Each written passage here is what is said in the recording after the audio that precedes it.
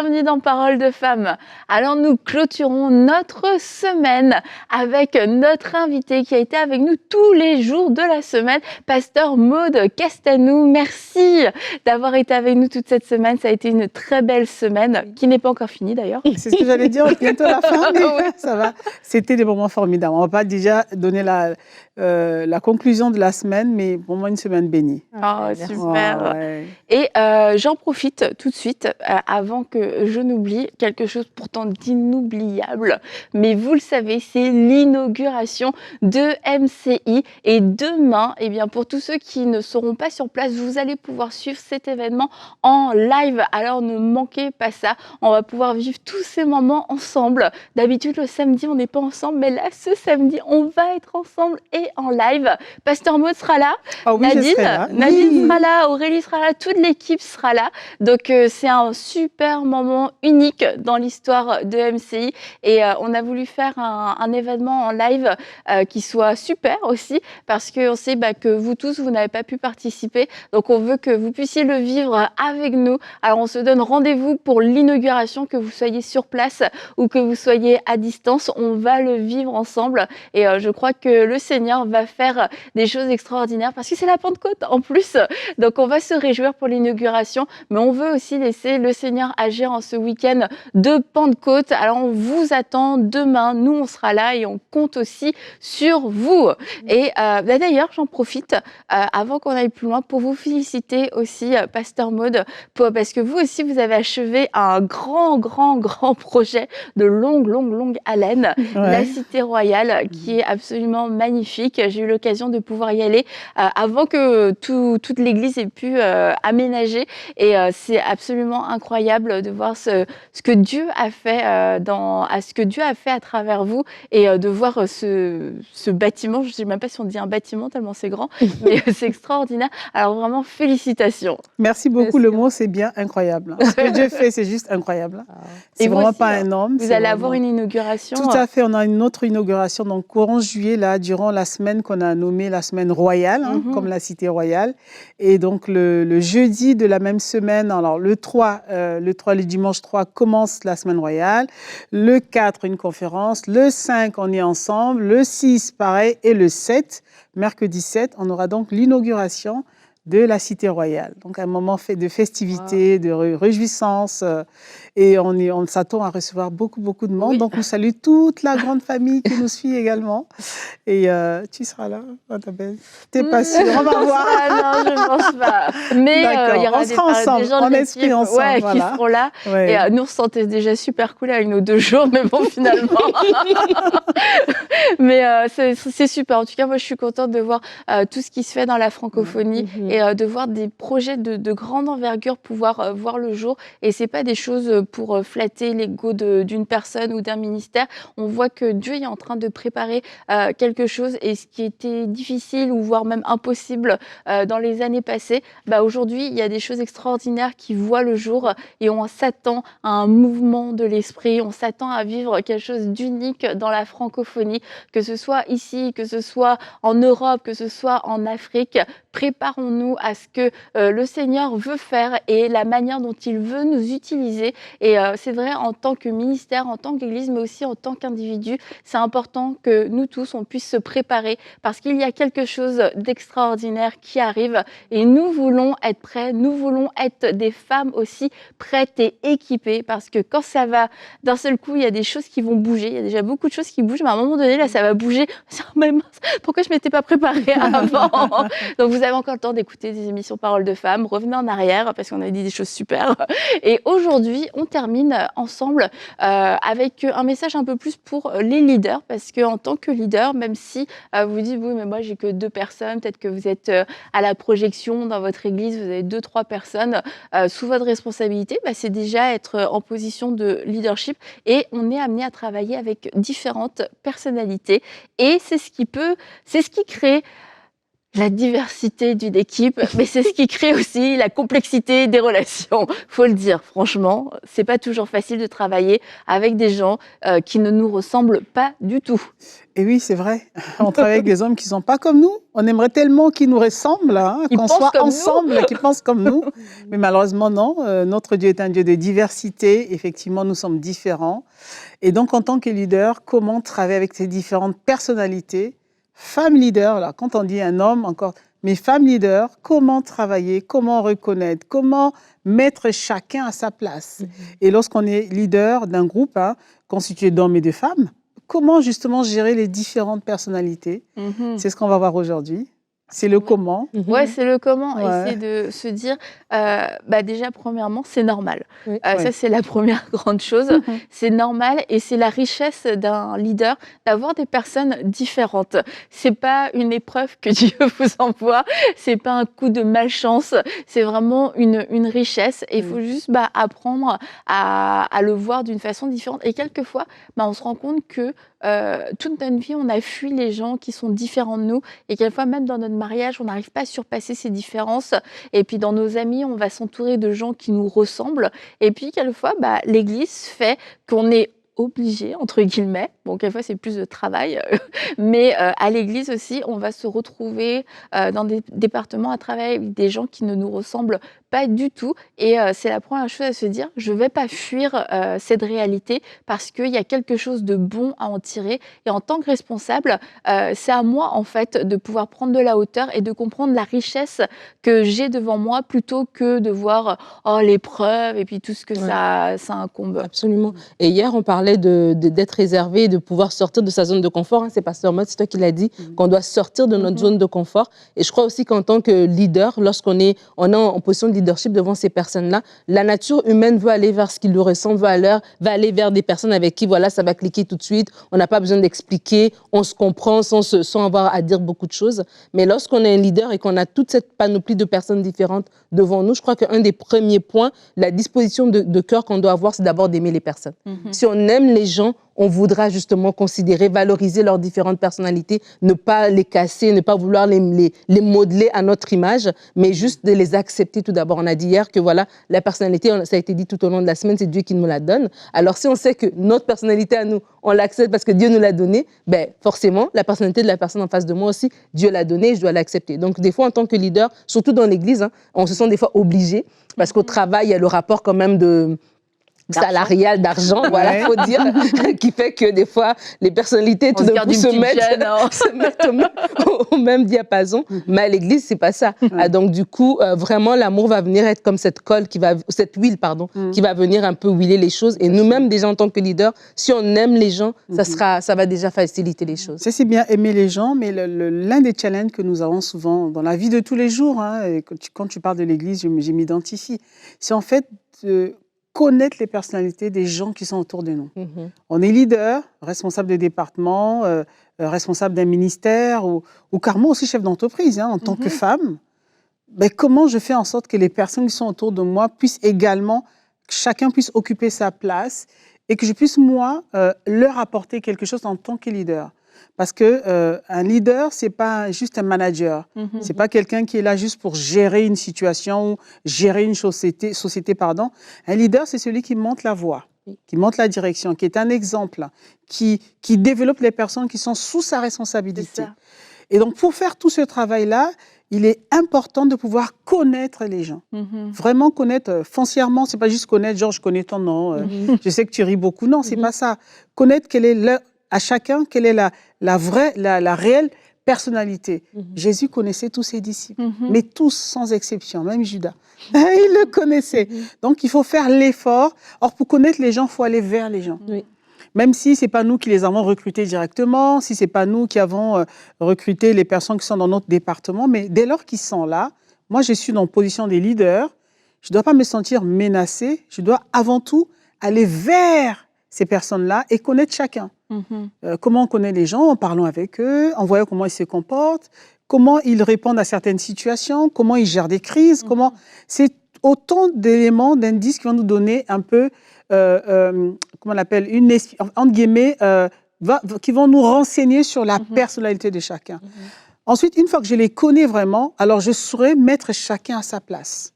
Parce que ce que nous faisons foncièrement, écoute, tu es là, écoute, on t'a embauché ou tu es dans ce département pour faire l'accueil, tu dois faire comme ci, tu dois faire comme ça. Alors que dans son unicité, il a peut-être une manière de faire qui va apporter un plus au groupe. Voilà. Mais si je ne le connais pas, je le mettrai n'importe où et je vais être demain frustrée parce que la personne ne serait pas en train de faire ce que moi j'attends d'elle de faire. Mais parce que simplement, je l'ai mise au mauvais endroit. Donc connaître, c'est vraiment, comme on le dit, connaître la personnalité de son équipe, de chaque personne qui se trouve dans son équipe est indispensable. Et ça demande du coup de la part du leader de prendre le temps d'écouter et puis d'observer. Et quelquefois, on peut être rapide à dire je veux ça, soit comme ci, soit comme ça. Et en fait, on ne prend pas le temps d'écouter et d'observer pour se dire ok, c'est quoi la meilleure façon pour communiquer, c'est quoi la meilleure approche, qu'est-ce qui fait vibrer cette personne. Et parce que nous, quelquefois, on a en tant que leader, on peut avoir soit des a priori, mais quelquefois, on peut juste avoir des objectifs. Et puis, toi tu vas là, toi tu vas là. Et c'est vrai que d'agir comme ça, il y a des besoins qui vont être comblés, il y a des objectifs qui vont être atteints. Mais si demain, ces personnes-là ne sont pas épanouies, ne se sentent pas comprises, ne se sentent pas valorisées, ces gens-là, à un moment donné, vont commencer à se dire « Non, mais attends, mais moi, ça ne me correspond pas ». Et à travers, quelquefois, il y a de la rébellion, il ne faut pas se le cacher, les rébellions existent.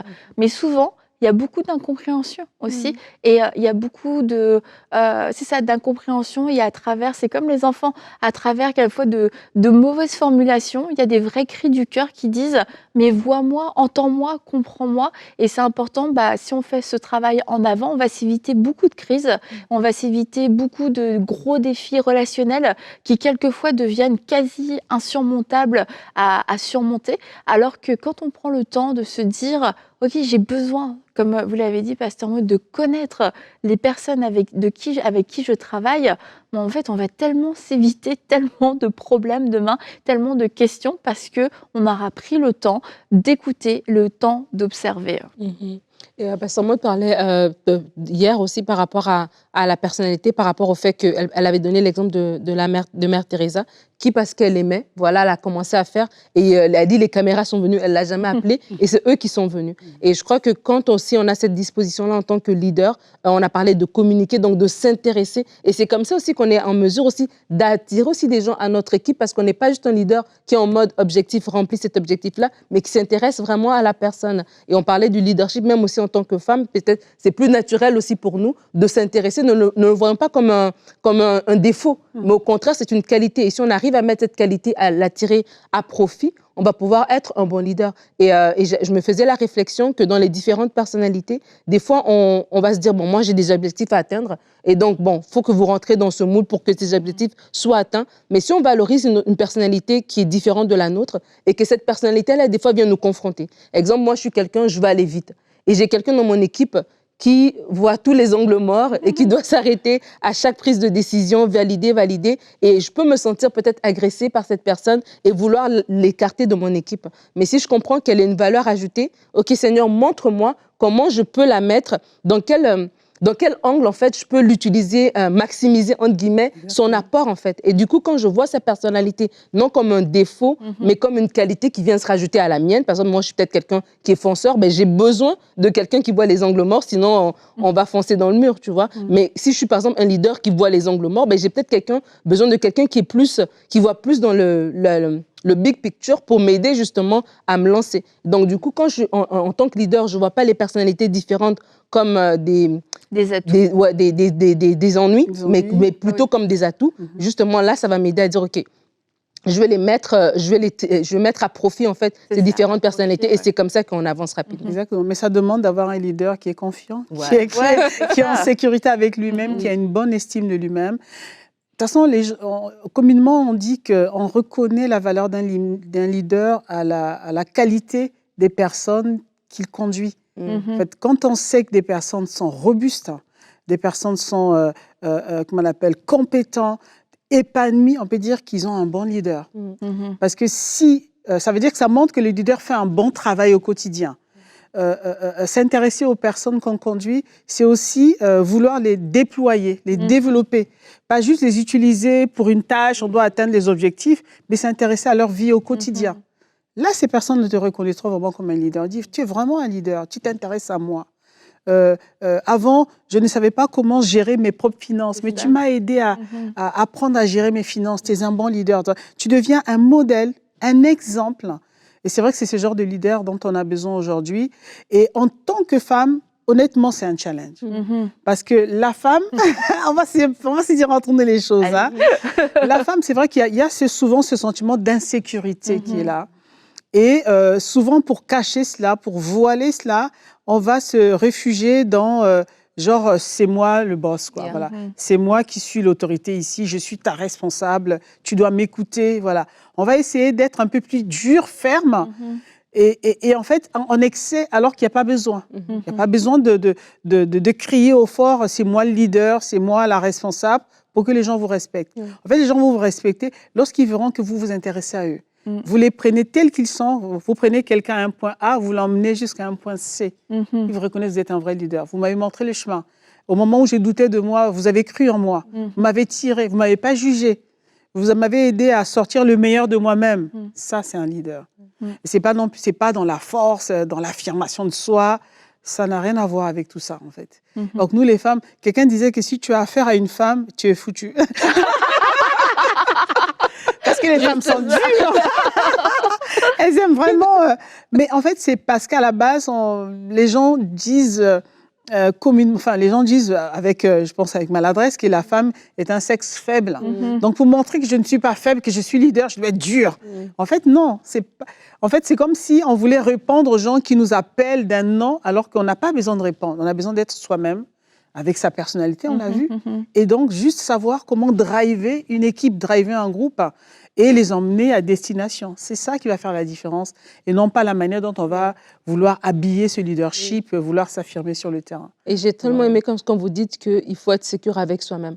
Et être sécure avec soi-même, ça c'est tellement quelque chose d'important. Et des fois, on peut être maladroit dans notre leadership, vouloir être dur ou vouloir être cassant, pensant que c'est comme ça qu'on va recevoir le respect. Mais des fois, c'est un travail qui est de plus longue haleine et ça prend une prise de risque d'être authentique, une prise de risque d'être vulnérable, une prise de risque de prendre le temps, de connaître les gens et tout ça. Tu te dis, ben, les hommes, eux, ils foncent, pourquoi moi aussi je ne dois pas foncer? Non, ça c'est la façon dont Dieu t'appelle à faire ton leadership. Et je trouve ça tellement, on en parle souvent, Annabelle, hein, de quand on voit des femmes leaders, des femmes qui sont en position d'autorité, mais qui ne sont pas méprisantes, mais au contraire qui sont ou dominantes, mais au contraire qui savent inspirer les autres en fait. Et je me dis toujours, ben, en tant que femme, on doit être capable de voir le succès d'une autre femme et de faire comme « Oh, waouh, gloire à Dieu », tu vois. Pourquoi est-ce qu'on doit on doit être 2 personnes ou 3 personnes au top? Non, autant que, voilà, les hommes nous ont précédés dans le leadership et gloire à Dieu pour eux. Et alors, dans cette génération où il y a tellement de femmes leaders qui se lèvent,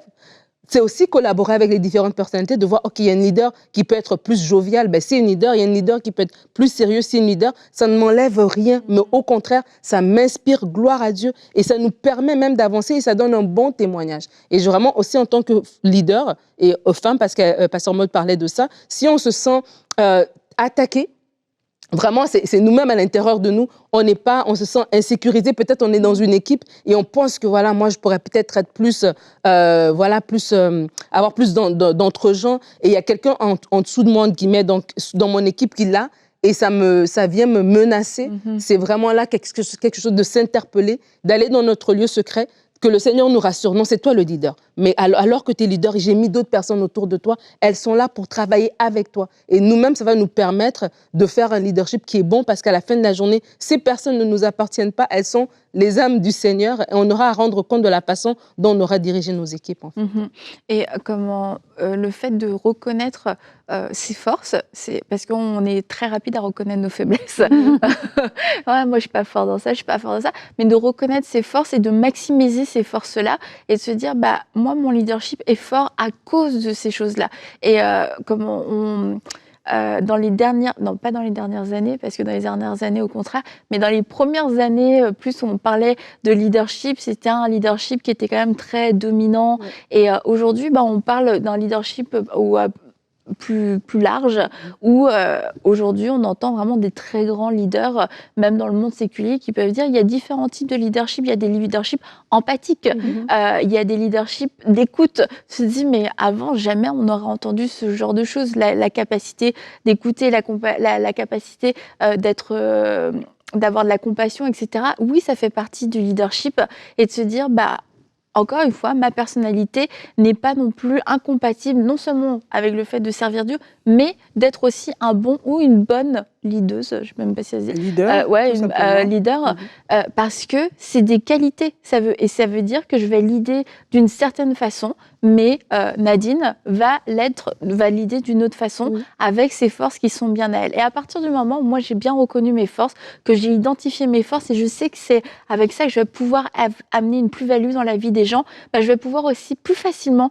accueillir leurs propres forces à eux et me dire mais c'est génial parce qu'ils ont ce que moi je n'ai pas. Et c'est là où on doit arriver, c'est de se dire c'est génial, c'est génial, t'as quelque chose que j'ai pas, mais c'est trop bien. Ça veut dire qu'ensemble on va aller plus loin, et comme ça on va pas mettre non plus les gens dans des boîtes, on va les laisser pouvoir se développer, parce que ça a été souvent, je pense, une grande souffrance chez beaucoup de gens, c'est d'avoir été mis dans des boîtes.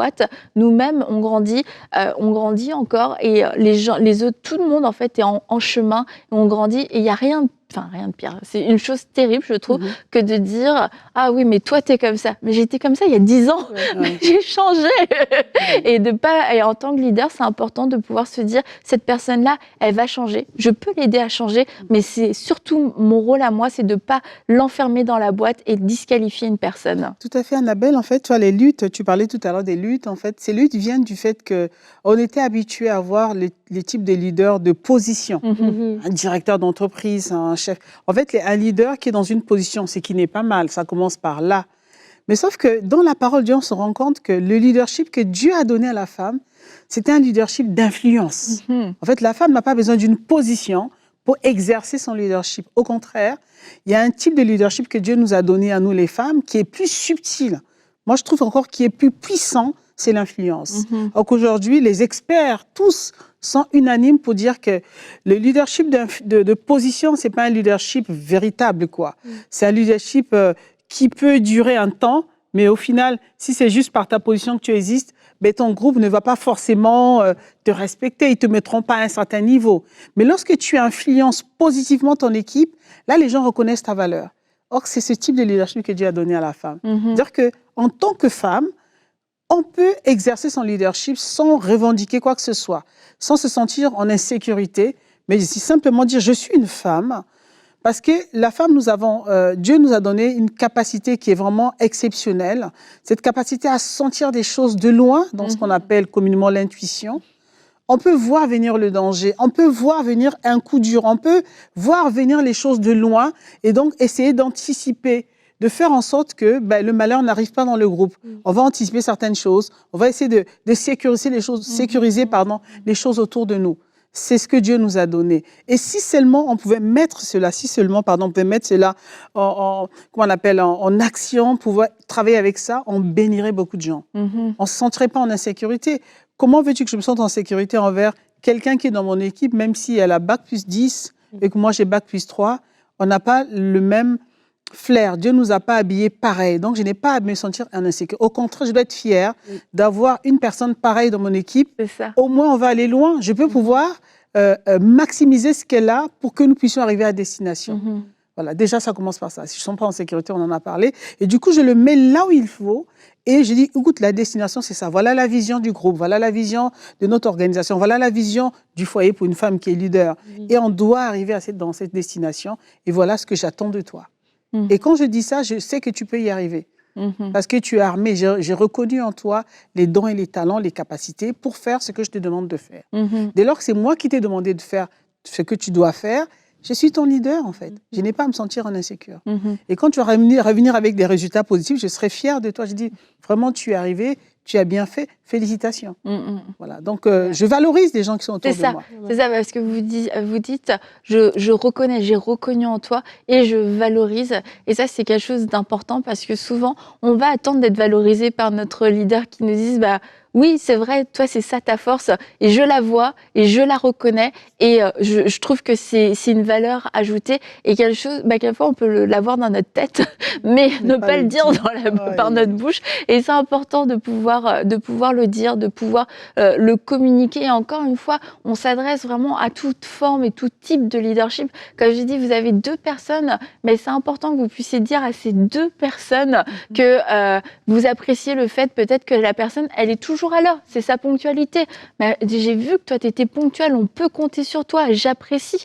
Et parce que peut-être que la personne, elle a d'autres choses où elle a besoin de progresser, mais là où elle est déjà à un certain niveau, il y a déjà quelque chose de bon à dire, disons-le, on ne perdra rien. Et puis, ça nous permettra aussi de pouvoir aussi nous laisser plus de place, en tout cas, de pouvoir mieux accueillir l'encouragement qu'on peut vouloir faire, un encouragement critique pour des améliorations. Absolument, et aussi vraiment l'importance de la communication. Ça aussi, on le dit, bon, c'est un grand cliché, hein, que la femme aime bien converser, mais comme Pasteur Maud a dit, utilisons ce que Dieu nous a donné naturellement pour faire avancer son royaume, utilisons ce que Dieu nous a donné naturellement de façon efficace. Et la communication, c'est dans un groupe, et surtout tu parles de 2 personnes, mais ça peut être plus. Lorsqu'on a cette communication facile, lorsqu'on ouvre les portes de communication, on permet aux gens de pouvoir échanger avec nous, ça permet de renforcer notre leadership. Mais tout à l'heure, elle a dit qu'il faut connaître les gens. Et donc aussi, la communication permet, parce que quand je connais quelqu'un peut-être qui est de nature plus réservée, je sais que c'est peut-être pas à la grosse réunion qu'elle s'est exprimée, mais parce que je la connais, je sais pouvoir la voir en aparté pour dire, OK, explique-moi encore ton point, pour laisser les gens pouvoir parler. Parce que des fois aussi, en tant que leader, on a des loupés lorsqu'il y a plusieurs personnalités mélangées, parce que c'est toujours les mêmes qui parlent, qui revendiquent, et il y en a d'autres comme ça qui échappent un petit peu. Et donc, encore une fois, c'est de dire, OK, j'ouvre la communication, mais une communication qui est intentionnelle, une communication qui est efficace, parce que je sais reconnaître, prendre le temps d'écouter les gens selon leur personnalité. Et la personne qui est plus réservée, je sais que c'est pas peut-être à la première demi-heure qu'elle va dire quelque chose, c'est peut-être 5 minutes avant la fin de la réunion ou le lendemain par email qu'elle a directement un point. Mais prendre le temps de faire ça, ça va aussi aider nos équipes. Et une leader doit aussi savoir prendre l'habitude de travailler sur elle-même, en fait, hein, voilà. Parce que sinon, les autres vont te rattraper, en fait. C'est ça, on doit travailler parce qu'on doit montrer, on est l'exemple, on doit montrer l'exemple. Ça veut dire que quelque part, ce qu'on demande aux autres, on doit être la première personne à pouvoir mettre en pratique cela. Donc, on doit travailler sur soi, augmenter de valeur. Comment veux-je que j'emmène quelqu'un à une destination où je n'ai pas été moi-même? Un vrai leader, c'est j'ai été là, je vous emmène là où j'ai été. C'est-à-dire quelque part, j'ai quand même une avance par rapport à mon équipe, mon groupe. Donc, je dois travailler sur moi, mais continuellement. Se lancer de nouveaux défis, ne pas se limiter là où on est, parce que voilà, on a été leader, donc on reste là. Non, on doit toujours continuer à aller, donc dévancer le groupe pour les emmener là où je veux qu'ils arrivent, en fait. Donc, travailler sur soi. Se remettre en question. S'il faut retourner à l'école, on le fait. On va terminer la semaine sur ça, retourner à l'école. Mais merci beaucoup, Pasteur Maud, d'avoir été avec nous pour cette semaine de Paroles de Femmes. Je l'ai dit en début de semaine, c'est un rêve devenu réalité. Mais c'est vrai que ça faisait longtemps qu'on attendait ce moment, qu'on attendait cette semaine, en vrai, en chair et en os, sur le plateau de Paroles de Femmes. Alors, merci beaucoup d'avoir été avec nous, d'avoir été généreuse, d'avoir partagé tout ce que vous avez pu partager au cours de cette semaine. Merci aussi à toi, Nadine. Et Nadine, on va sûrement se retrouver la semaine prochaine. Et Annabelle, moi, je vous remercie de tout cœur parce que j'aime bien comme ça échanger avec les femmes, quand parler. Vous voulez, hein. Okay. On est un peu loin. Mais bon, je reviendrai. Comme tu l'as dit, je reviens quand je veux, je verrai. La porte est toujours grande ouverte. Okay. Et on va se retrouver demain, comme je vous l'ai dit, pour notre inauguration du centre MCI. Donc demain samedi et dimanche aussi, nous pourrons être ensemble pour des lives, pour des réunions. Et on veut vivre ce moment avec vous. Et encore une fois, un grand merci à vous tous qui avez participé, à vous tous qui nous soutenez, certains depuis quasiment le début de l'œuvre. On veut vous remercier. Et demain, eh bien, ce sera le moment de pouvoir se réjouir ensemble, de pouvoir dire merci ensemble au Seigneur d'une même voix, d'un même cœur pour tout ce qu'il a fait. Et on s'attend à ce qu'il puisse agir pendant tout ce week-end de Pentecôte, un week-end de feu. Alors on se dit à demain, non pas dans Paroles de Femmes, mais sur MCI TV, et à bientôt dans Paroles de Femmes.